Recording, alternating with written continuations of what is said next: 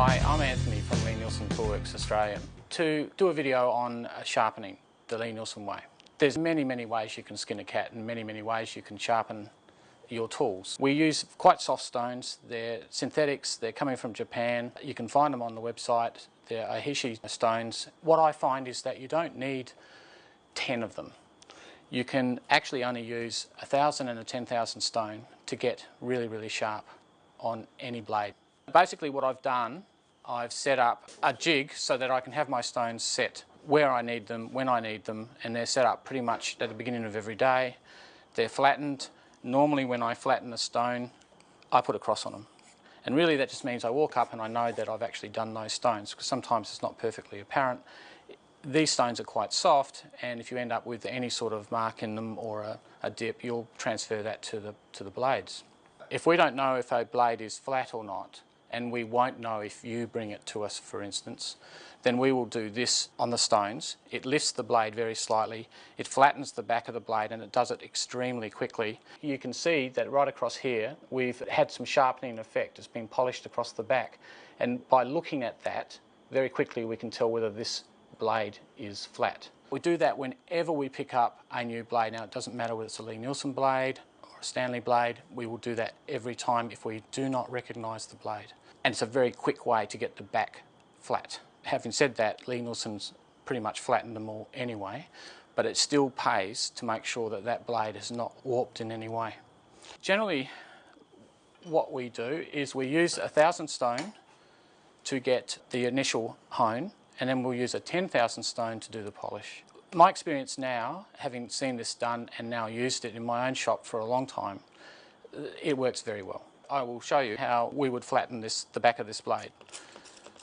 These stones will take a lot of water, so you don't need to soak them, but you will need to spritz them with water, and that's all you'll need to do. So they can just sit out like this and they can dry off if they like, and then you just re-spritz them.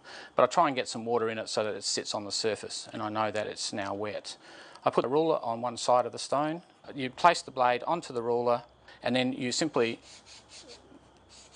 move the blade up and down on the stone. So you've got this scrub pattern now right across the tip of the blade. It's not very far into the blade, but you know, just by looking at it, that you've now got a very flat blade. To enhance that, I would simply transfer the ruler to the other stone, which is the 10,000 stone, and polish it. And that pretty much is how you flatten the back of your blades.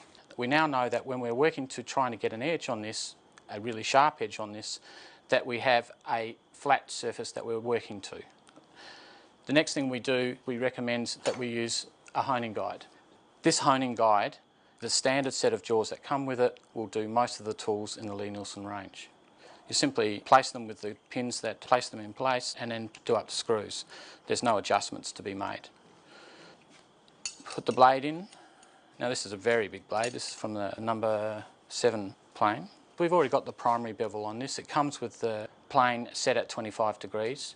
We'd recommend you keep that. It is a good clearance angle. And then you just put a secondary bevel on it. The reason to do the secondary bevel is not necessarily to make it any sharper. It's all about conserving the metal and making it very quick and easy to sharpen a blade. And it is truly a quick way to sharpen a blade. You can see there that very fine micro bevel that's on that.